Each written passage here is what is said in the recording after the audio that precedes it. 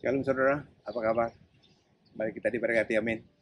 Saya masih di Manado dan cuacanya di sini sangat panas, luar biasa di pinggir pantai. Haleluya.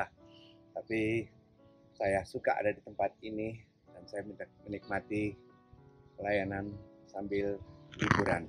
Saudara, kapan-kapan kalau punya waktu datang ke Manado, banyak pemandangan-pemandangan indah di tempat ini. Lautnya jernih, naken, ikannya, dan yang terutama semuanya babi. Luar biasa. Makanannya enak. Dan saya ada di dekat dengan mes, dekat apartemen. Dan kita semua siap untuk terima berkat Allah. Tundukkan kepala kita berdoa. Kau berikan kesempatan pada kami kembali untuk kembali menikmati berkat-Mu Tuhan. Persiapkan hamba-Mu Tuhan, taruhkan perkataan-Mu, jadikan siang hari ini menjadi siang penuh berkat. Dimanapun kami berada Tuhan, ada kesempatan kami akan memberikan firman-Mu, ada kesempatan untuk kami boleh saling memberkati. Kami serahkan semua dalam tangan-Mu, dalam nama Yesus kami siapkan hati kami. Semua yang siap diberkati sama-sama katakan, amin. Buka bersama dengan saya firman Tuhan, saudara. Emang ini saya ambil spotnya di pinggir jalan, lingkungan. Jadi saudara, saya berharap tidak terganggu. Haleluya. 1 Samuel 27, 1 sampai dengan 2. 1 Samuel 27, ayat 1 sampai dengan 2. Ada satu topik yang menarik, yang luar biasa dan siap memberkati kita. 1 Samuel 27. 1 Samuel 27. Ayat 1 sampai dengan 2. Tetapi Daud berpikir dalam hatinya, bagaimanapun juga pada suatu hari aku akan binasa oleh tangan Saul. Jadi tidak ada yang lebih baik bagiku selain meluputkan diri dengan segera ke negeri orang Filistin. Maka tidak ada harapan bagi Saul untuk mencari aku lagi di seluruh daerah Israel, dan aku akan terluput dari tangannya. Bersiaplah Daud lalu berjalan ke sana, ia dan ke-600 orang yang bersama-sama dengan dia itu, kepada Akis bin Moab, raja kota Gad. Saudara, perhatikan. Bagaimanapun juga pada suatu hari aku akan binasa oleh tangan Saul. Jadi tidak ada yang lebih baik bagiku selain meluputkan diri dengan segera ke negeri orang Filistin. Karena ini yang luar biasa, ini yang seringkali terjadi karena kelemahan, karena kelamaan, karena lelah daripada imannya. Dia dikejar-kejar oleh Saul selama 13 tahun, saudara. Dan dia mulai berpikir, logika sudah mulai berjalan. Dia berkata, sepandai-pandainya tupai melompat, akhirnya toh jatuh juga. Hari ini dia luput dari Saul, besok dia luput dari Saul. Suatu saat dia pasti akan tertangkap juga. Itu ada dalam pikirannya dia. Sehingga dia mengambil satu jalan pintas, dia masuk ke tempat musuh, orang Filistin, dan kompromi di sana. Sehingga menurut pikirannya dia berkata, tidak ada lagi kesempatan. Kalau Saul mau menangkap saya, kalau Saul harus berhadapan dengan orang-orang Filistin. Itu kelihatan secara manusia, kelihatan secara kita manusia berpikir secara itu cerdik sekali. Karena itu yang dilakukan oleh si Daud. Dia bersembunyi di dalam naungan musuh daripada Saul. Saudara, kalau kita melihat hal seperti ini, Tuhan memberikan kesempatan kebebasan buat setiap kita. Tuhan memberikan kesempatan kebebasan buat setiap kita untuk memilih jalan yang kita harus hadapi. Tuhan tidak pernah intervensi untuk melarang kita, bahkan mengancam kita. Itu diberikan kepada saudara saya. Dan Tuhan bukan memperbolehkan, tetapi Tuhan hanya mengizinkan. Tapi ingat satu hal, begitu saudara mengambil inisiatif untuk berjalan mengandalkan dirimu sendiri, untuk jalan mengandalkan pola pikir logikamu sendiri, dan mulai saat itu Tuhan angkat tangan. Artinya apa? Terserah kau mau jalan seperti apa. Tuhan tidak akan campur tangan di sana. Terserah. Kalau kau memang melakukan hal seperti itu, lakukanlah. Tapi satu hal, resiko ditanggung sendiri. Itu yang terjadi, dan itu yang dialami oleh Daud. Daud mengambil sikap untuk dia mengandalkan kekuatan dia sendiri. Menurut logikanya dia berkata, sepandai-pandainya tupai melompat, aku boleh menghindar, aku boleh luput daripada Saul, tetapi tidak untuk selamanya aku akan seperti ini. Suatu saat aku akan jatuh juga. Dan dia mengambil kesempatan, dia mengambil keputusan untuk bersama dengan prajuritnya menyatu dengan orang Filistin. Ini yang dilakukan, dan Tuhan tidak melarang, Tuhan tidak intervensi, Tuhan Saudara, Tuhan itu luar biasa. Saudara mengambil langkah kemanapun, saudara mau pergi ke dukun, saudara mau pergi ke dokter, saudara mau pergi ke alternatif, atau saudara mau ke kemanapun. Tuhan memberikan kebebasan, Tuhan memberikan kebebasan. Dia cuma nunggu satu. Sudah capek, sudah lelah, siapa yang kau andalkan? Mereka tidak bisa menolong lagi? Terus saja, dia tunggu kita dengan sabar. Sampai akhirnya,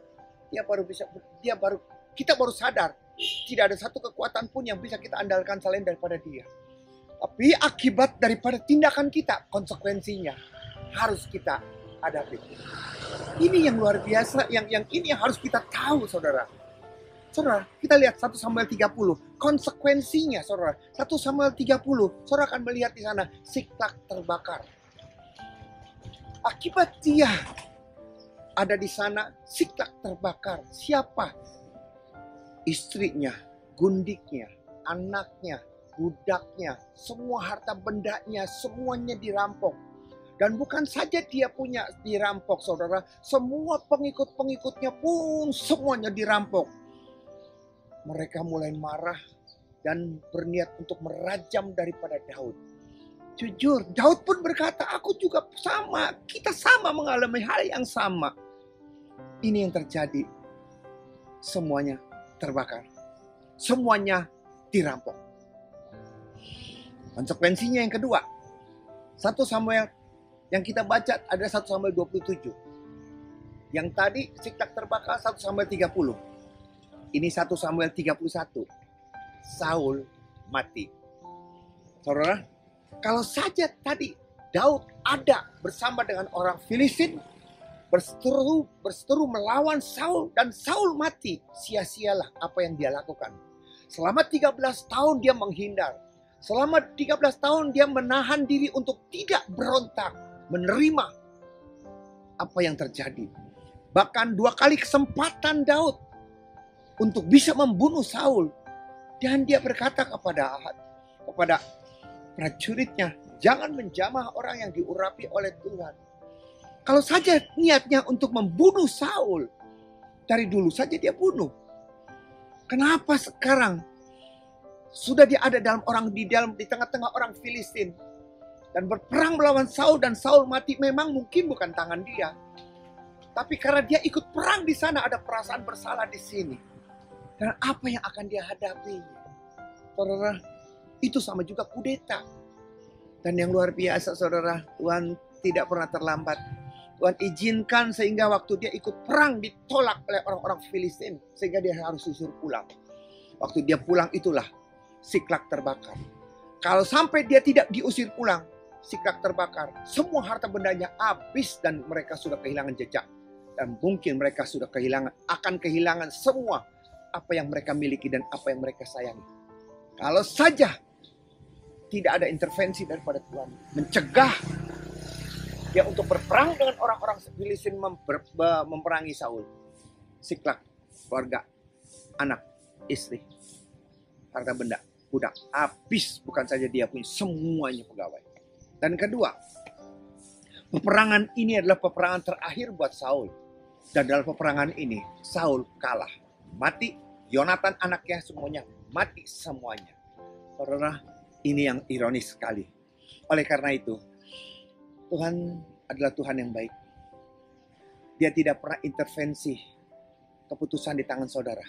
Tapi satu hal, begitu saudara mengambil keputusan menurut logikamu, saudara mengambil keputusan menurut keadaan yang kau hadapi, saudara mengambil keputusan sesuai dengan apa yang kelihatan, tidak apa-apa.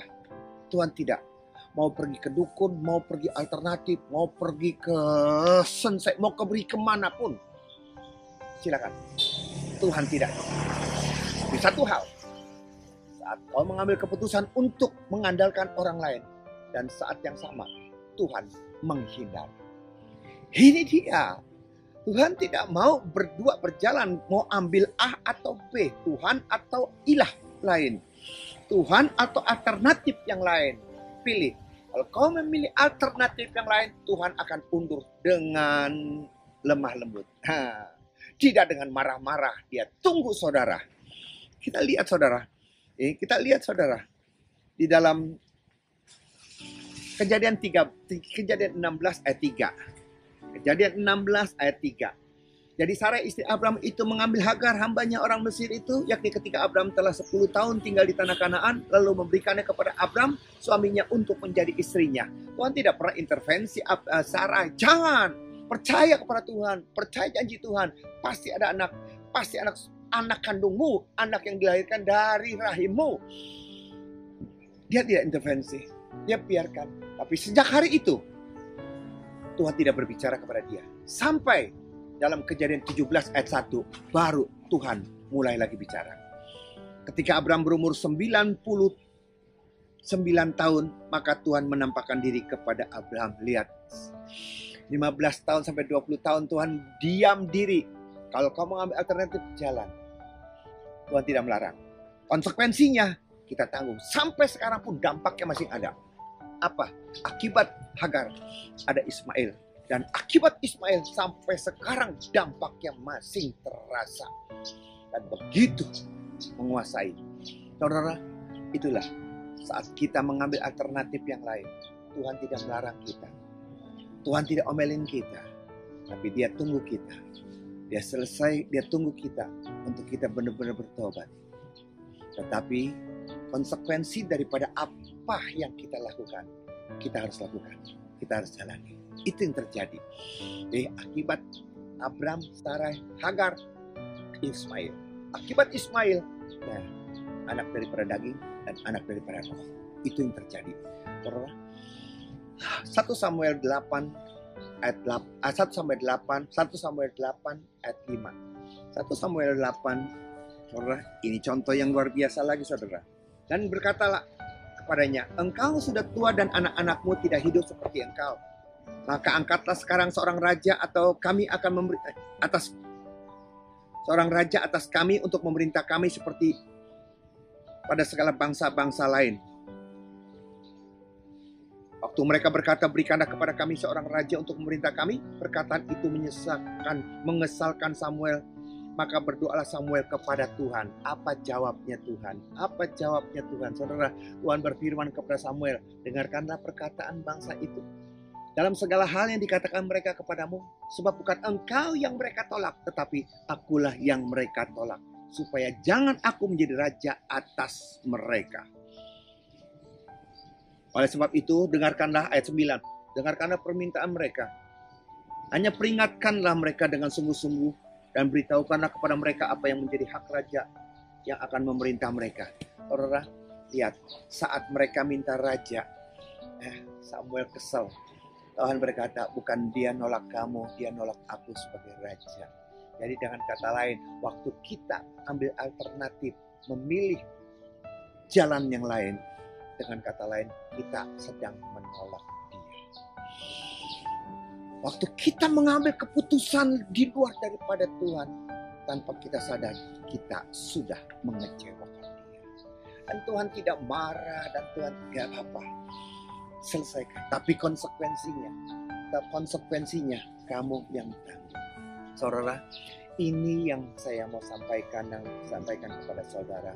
Seringkali tanpa kita sadari, kita usaha, kita bisnis, kita kerja, tanpa kita sadari kita pakai cara kita alternatif, kita pakai usaha, kekuatan, kemampuan kita. Tuhan diam saja. Oke. Tapi begitu kita bangkrut, begitu kita punya masalah, begitu kita punya problem, kita baru datang kepada Tuhan. Jujur, sampai di sini, jujur, kita semua orang-orang tidak tahu malu. Kita sungguh jadi orang yang tidak tahu malu. Waktu kau ambil keputusan untuk mengambil alih, mengambil pekerjaan, menurut kekuatan, kepandaian, dan kau mengandalkan orang lain, saat itu sebenarnya kau sedang menolak dia. Kau pakai kekuatanmu, kau menolak kekuatan daripada Tuhan. Kau pakai kemampuanmu, kau menolak kemampuan daripada Tuhan.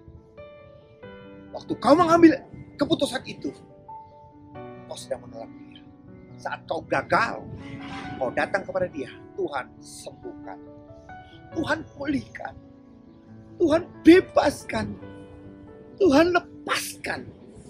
Maaf saudara, berapa banyak kita yang tidak sadar kita minta dilepaskan, kita minta dipulihkan, kita minta kesembuhan daripada Tuhan.